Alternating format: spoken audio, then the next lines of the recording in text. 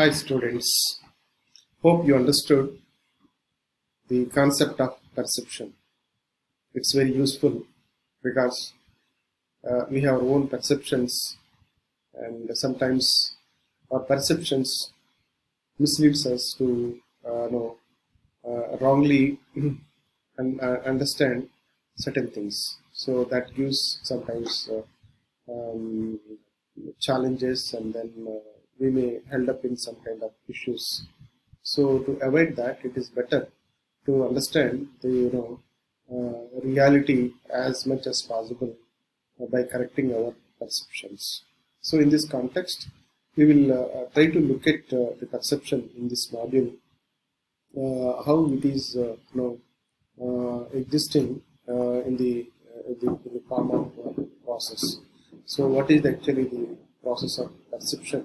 So that we will try to understand in this module, right? So if you just look at the perception, as I was just mentioning, when you change the way you look at things, change the things you look at changes. So in that way, you can see that the perception is something very useful to relook and rewind.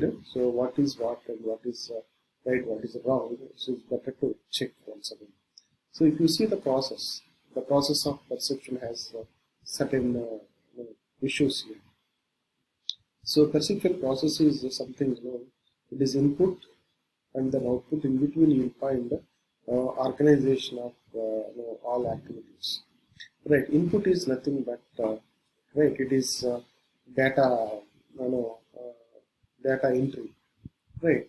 If you see the data that goes inside our mind, there are different sources all these are sources are like keyboards. So the keyboard, through keyboard we are just entering data inside the system. Like if you see the human perception, it is something our brain, our mind is organizing the stage, and the data that goes inside that is called input. The data that is coming out, right, that is called output. Like it's a data entry, data process, and then data taking out on the monitor. So similarly, you can see that with human also. So the data goes inside about object, about anything, right? And so that input goes through our nose, and then eyes, and then ears. But even our skin also has system of receiving data. So through all these sources, so the data goes inside our mind. So once the data goes inside, our mind starts working in an organized system where the selecting and then interpreting. So when you look at a picture, you are selecting the colors, selecting the shapes, selecting the these things, and again you are comparing this with something that is there in your mind. Already you might have seen something like a cheetah. So by looking at the hand, it is painted like as a cheetah. So you are able to tell that it looks like a cheetah, because already some data is there within that. Already you stored some data about cheetah, and based on that you have to select the objects and interpret that, and then finally you give a name to that, right? So if you just look at any kind of wall paint, so by looking at the wall paint, so you are getting the data that goes inside, you are interpreting that, and at outcome you are just telling that what is that paint, right? So how is the paint? So if you just express your feelings about the paint, that is attitude, right? If your processing input is going and then processing and then giving the output, this is what is what. So that is actually your perception. So this way you can see the process happens within our system. The perceptual organization, it is the process by which we group outside stimuli into recognizable and then identifiable pattern and then whole objects. So then certain factors are considered to be important contributors in assembling and organizing and then categorizing information in the human brain. So these are the figure ground and then perceptual grouping. So those things we just discuss in the later stage, especially the factors which are affecting the perceptions. But at this stage, you try to look at how actually perceptual organization is happening within our the human brain. That is the most important part, right?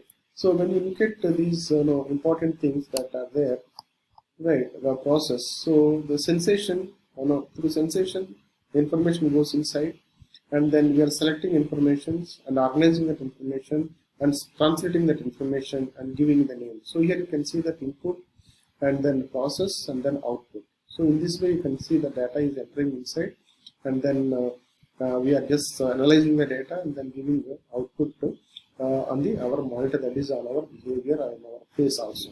If it is through communication, so orally you are expressing your perception, and sometimes you can show that on your face non-verbally, sad or happiness or whatever it is, and so in this way you can see that. The same thing is actually shown in a kind of flow chart here, like the conceptual the process, receiving stimulus, external and internal source, and selecting stimulus and selecting information, nature, location, size, contrast, movement, repetition. So this object. So how is that object? This age and then so all these are the factors. So you can see that internal factors like learning and the ability of the individual, need. So why I want to just find out, then age and then interest. So these are the factors now when we look at the selection stage it's affecting. So those factors we'll discuss details in the next module. So organizing that, the figure background and then perceptual background, similarity, proximity, the closeness, and then distance-wise and continuity of this the picture of various objects or elements or dots. So how we are connecting all the things. So then finally consider interpreting that attributes and then stereotyping or halo effect or projections. So sometimes what happens, whatever the data that is going, already we have some data, similar data within our database in our brain, in our mind.